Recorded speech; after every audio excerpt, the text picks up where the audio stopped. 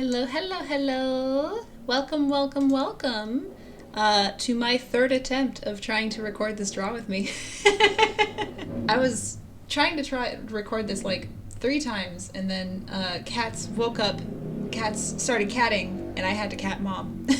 So, hopefully for now everything's okay. Crossing fingers. Pepper might have had an accident, but I think all is calm for now. But anyway, today will most likely, if not, be the last draw with me, because we're going to try to finish this today. We're going to possibly finish the cage. I've been looking at it since November. I'm tired. I'm ready to move on.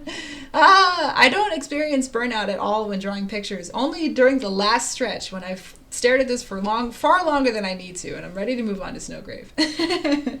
Today being effects means I'm probably gonna have to disappear.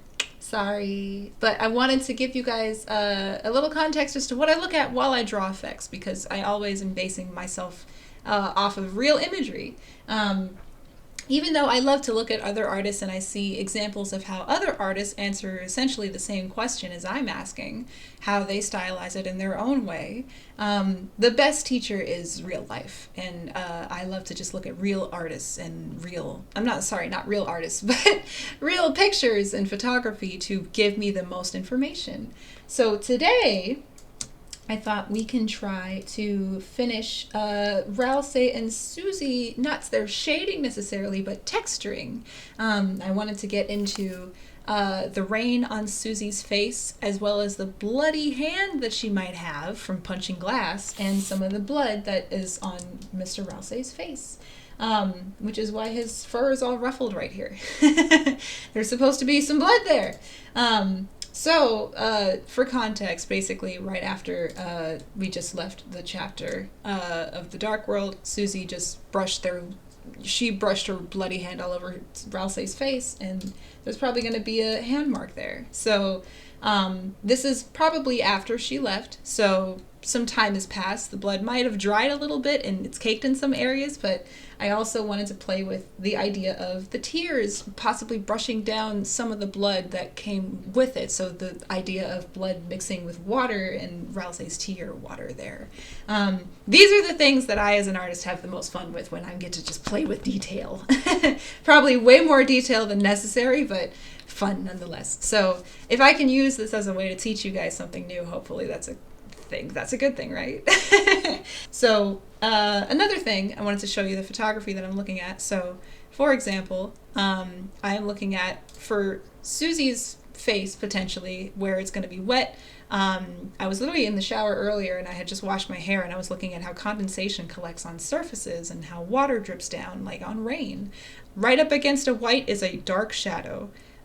So that contrast also plays. There's whites and shadows in water. So wherever there's reflection, there's going to be a dark right next to it. So I might add multiply in some areas with a soft shadow, and then follow it up with a bright, maybe a little drop of add or color dodge for some of that color, that blurring, and glow on certain droplets. And then most of it is just taking the back of the images and just maybe adding a little bit of darker or lighter areas to that. So dodge an area, multiply an area, put it together, and you get water. Last but not least, I guess the final thought, here's a warning, because I like to look at images, and I did look at images of blood. So, small, mild gore warning incoming in 3, 2, 1. Look away from the screen if you're squeamish. So, I can't tell you how terrifying it is when I do look up references and I have to look up something particularly creepy or gross when I'm like, let's just go into good old Google Images and type in dried caked blood. Ugh, and some horrifying things happen or come up. But just, it's not that bad. It's really not too bad. But if you are squeamish, I wouldn't look right now. Basically, just to give you ideas or context of what I'm looking at, there is a little bit of dried blood on somebody's hands, as well as the dried blood of how it smears out on pavement or wood or concrete. This is just going to inform me more of how I'm going to go about painting things into the fur on Ralsei's face, as well as how it looks on SUSIE's hand against her scales. So certain parts I might just like I might block in a generalized shape for the blood, smear some areas of it where the hand kind of brushed, and then add a little fleck or two of more darkened spots for the blood. No reflections, as you can see here, no bright reflections. Everything has some reflection. There's specular lighting and everything, but for the blood, it's more absorbent into the saturation of the fur. And what I like about this is it basically tells me darker, closer to the center, brighter red further out on the edges as it dissipates. The thinner it is, the more red it is. As it's caked in deeper, more deep dark reds, blacker. So that just tells me a lot more information. Ciao for now.